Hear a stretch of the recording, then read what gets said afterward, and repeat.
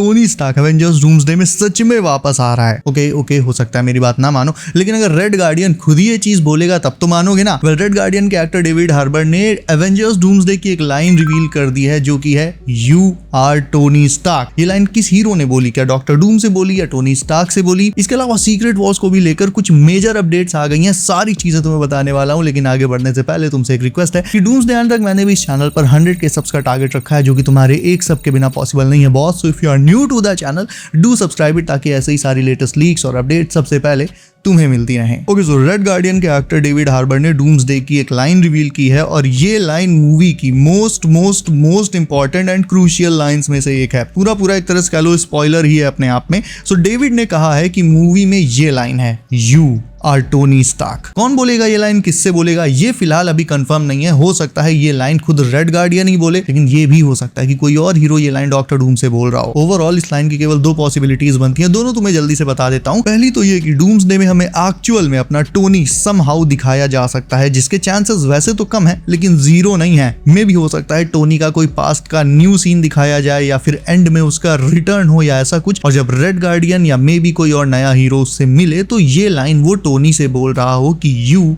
Are Tony Stark. लेकिन second और सबसे स्ट्रॉन्गेस्ट पॉसिबिलिटी ये है कि ये लाइन बोली गई है डूम के लिए, और मेरा गेस भी यही है कि यही सिनेरियो होगा। डूम मूवी में एट सम पॉइंट कुछ हीरोज के सामने अपना मास्क उतारेगा, और वो भी नए हीरोज के सामने, और उन्हीं में से कोई एक उसका चेहरा देखकर कहेगा कि तुम तो टोनी स्टार्क हो। नए हीरो के ही सामने क्यों, ये मैं कैसे कंफर्म बोल रहा हूँ? इसका रीजन ये है कि अगर वो किसी ओजी एवेंजर के सामने अपना मास्क उतारता, लाइक सपोज करो वो स्टीव रॉजर्स के सामने अपना मास्क उतार देता है, तो स्टीव ऐसे नहीं बोलेगा कि यू आर टोनी स्टार्क, मतलब इतना फॉर्मल वे में पूरा नाम लेकर वो उसे मेंशन नहीं करेगा। स्टीव सीधे बोलेगा यू आर स्टार्क या फिर यू आर टोनी, पूरा नाम लेकर। इस तरह से जैसे ये लाइन बोली गई है वैसे कोई ऐसा ही हीरो बोल सकता है जो टोनी स्टार्क से कभी पर्सनली मिला नहीं और उसे सिर्फ जानता है। याद करो काफी पहले मैंने तुम्हें बताया था कि मूवी में 95% of time doctor Doom mask लगा कर रखेगा, लेकिन कुछ रेयर मोमेंट्स ऐसे भी आएंगे जिसमें वो मास्क उतारेगा। मास्क वो सिर्फ 3 सिचुएशंस में उतारेगा, एक तो अपने फॉलोअर्स के सामने, दूसरा अकेले में, और तीसरा इक्के दुक्के किसी हीरो के सामने। और वैसे तो देखो हीरोज के सामने वो मास्क नहीं उतारने वाला, लेकिन अगर वो किसी हीरो के सामने मास्क उतार रहा है, इसकी वजह से एक बहुत मतलब क्रेजी पॉसिबिलिटी निकल कर मेरे माइंड में आ रही है, वो तुम्हारे साथ शेयर कर देता हूँ। हो सकता है डॉक्टर डूम ने एट सम पॉइंट अपना मास्क बॉब एके सेंट्री एके वॉइड के सामने उतार दिया हो। क्यों? क्योंकि याद करो कुछ टाइम पहले मैंने तुम्हें बताया था कि सेंट्री का भी मूवी में बहुत बड़ा रोल रहने वाला है, और एक्चुअल में पहले तो वो खुद हीरोज के लिए खतरा बन जाएगा। डूम उसे मैनिपुलेट करके वॉइड में बदल देगा, और फिर वो डायरेक्टली या इनडायरेक्टली हीरोज के अगेंस्ट जाकर डूम की मदद करेगा। तो हो सकता है डूम को वॉइड के बारे में पता हो, और उसे ही ट्रिगर करने के लिए पहले उसे अपने भरोसे में लेना पड़ेगा डूम को।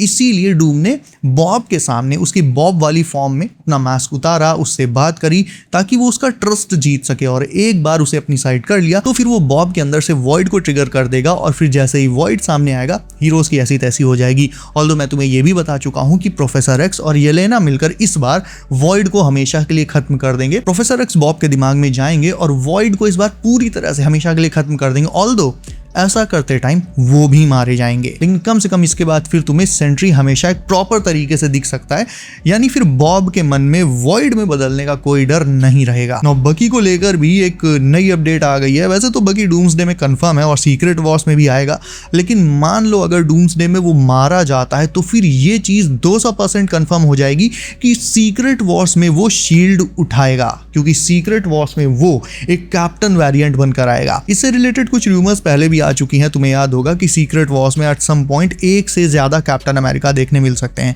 और इस नई अपडेट के अकॉर्डिंग बकी खुद सीक्रेट वॉर्स में शील्ड उठा सकता है, बशर्ते डूम्सडे में वो मारा जाए। क्योंकि अगर नहीं मारा गया तब तो वो 616 का बकी बांस बन के ही सीक्रेट वॉर्स में कंटिन्यू करेगा, लेकिन अगर मार दिया गया तो फिर सीक्रेट वॉर्स में उसका जो रिटर्न होगा वो किसी और यूनिवर्स से एज कैप्टन अमेरिका वेरिएंट होगा, यानी एक ऐसा यूनिवर्स जहां हार्वर्ड स्टार्क ने सीरम बनाया लेकिन टेस्टिंग के लिए बकी को चुना गया, ना कि स्टीव को। ऑल्सो बाय डूम्सडे में बकी की किस्मत बहुत खराब होने वाली है। सुनने में ये आ रहा है कि पहले जहां सिविल वॉर में एक बार टोनी उसका हाथ तोड़ ही चुका है मेटल वाला, अब दोबारा ये चीज फिर से उसके साथ डॉक्टर डूम करने वाला है। तो भाई बकी के डूम्सडे में सर्वाइव करने के चांसेस मुझे तो भाई बहुत कम लग रहे हैं। नाउ आई नो तुम में से बहुत सारे लोग ये जानना चाहते हो कि एंड्रू और टोबी के स्पाइडी का सीक्रेट वॉर्स के बाद क्या होगा, मतलब एक्चुअल में क्या होगा, रियलिटी में क्या सीक्रेट वॉर्स के बाद उनका कभी रिटर्न होगा, और सबसे बड़ा सवाल, क्या कभी एंड्रू की ट्रिलॉजी कंप्लीट हो पाएगी। वेल आज इस बात के चांसेस काफी बढ़ गए हैं, क्योंकि फिलहाल जो रिपोर्ट्स आ रही हैं उनके अकॉर्डिंग टोबी को अभी 3 प्रोजेक्ट्स में आना है, जिनमें से एक है डूम्सडे, दूसरा है सीक्रेट वॉर्स और फिर इसके बाद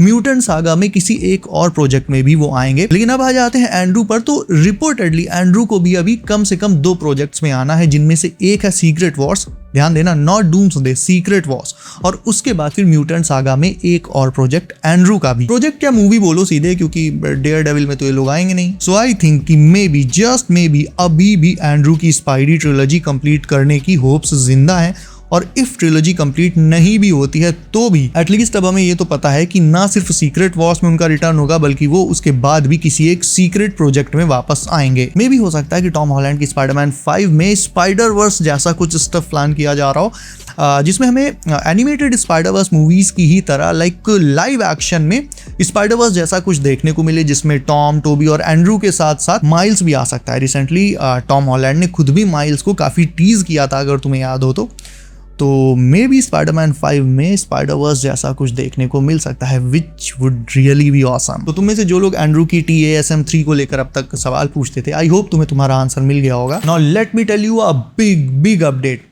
डॉक्टर डूम जो इतना ओवर पावर्ड है और लिटरली हीरोज की एक पूरी आर्मी को ओवर पावर कर रहा है, ये सब वो हवा में नहीं कर रहा है। एक्चुअल में डॉक्टर डूम के जो फॉलोअर्स हैं वो हर एक यूनिवर्स में, हर एक दुनिया में मौजूद हैं, और ये चीज रिवील होगी सीक्रेट वॉर्स में, क्योंकि सीक्रेट वॉर्स में जब बैटल वर्ल्ड बनेगा तो डूम अपने इन्हीं फॉलोअर्स को बैटल वर्ल्ड के अलग अलग डोमेन्स के बैरन्स बना देगा। तो थोड़ा डिटेल में बता देता हूँ। अभी फिलहाल जो अलग अलग यूनिवर्सेस हैं लाइक 828, 10005, 616, इन सभी में डॉक्टर डूम का कोई ना कोई एलाई छिपा हुआ है। ये चीज मैंने तुम्हें पहले भी बताई थी कि डूम के जासूस हर जगह फैले हुए हैं, हर एक यूनिवर्स में हैं, और उसके यही एलाइज सीक्रेट वॉर्स में फुली रिवील होंगे जब बैटल वर्ल्ड बनेगा। और बैटल वर्ल्ड में जो अलग अलग डोमेन्स होंगे, अलग अलग जगहें होंगी, वहां पर डूम अपने इन्हीं फॉलोअर्स को बैरन्स बना देगा, लाइक तुम ये स्टेट संभालो, तुम ये जगह संभालो, ऐसे करके। इन बैरन्स में हमें किंग थानोस, मैस्ट्रो और कैप्टन हाइड्रा जैसे वेरिएंट्स देखने को मिल सकते हैं। इसके अलावा डूम के पास थॉर कॉर्प्स का कंट्रोल तो होगा ही, और उसका जो मेन शेरिफ होगा वो होगा अपना स्ट्रेंज। और आखिर में बात कर लेते हैं ट्रेलर की उस न्यू बिग डिटेल के बारे में,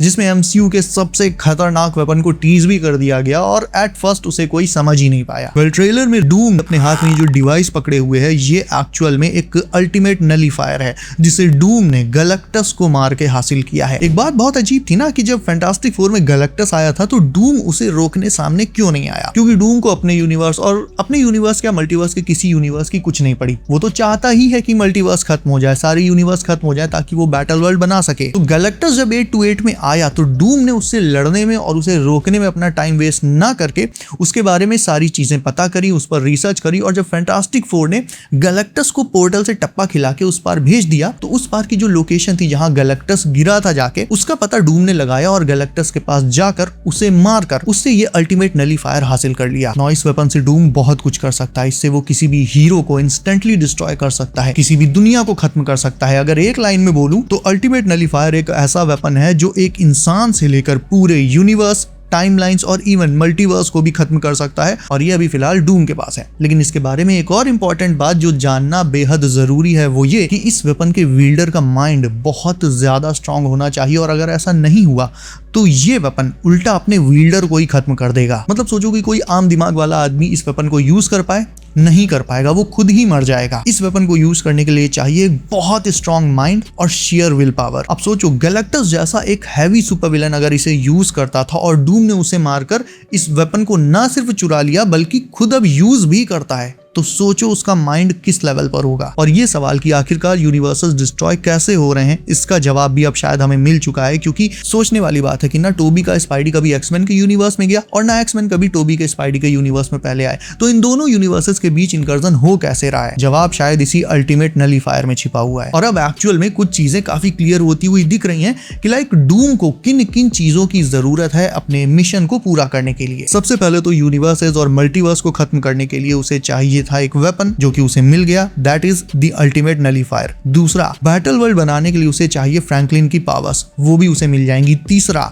बैटल वर्ल्ड में रियलिटी बनाने के लिए उसे चाहिए वांडा की हेक्स वाली पावर्स, जिससे रियलिटी को वो अपनी इमेज में बैटल वर्ल्ड में क्रिएट कर सके, वो भी उसे मिल जाएंगी। और फाइनली उसे चाहिए लोकी का दिल। क्यों, किस लिए, आई डोंट नो, ये अब तुम मुझे कमेंट करके बताओगे। इसके अलावा वीडियो को अभी तक लाइक नहीं किया तो इसे भी लाइक करके चैनल कर लो। सब नोटिफिकेशंस ऑल पर डालना बिल्कुल मत भूलना, ताकि आने वाली लेटेस्ट लीक्स और क्रेजी अपडेट्स ऐसे ही हमेशा तुम्हें सबसे पहले मिलती रहे। सो बी सेफ गाइज, अपना ख्याल रखिए आप। मेरा नाम है Himanshu and as always I will see you in next one.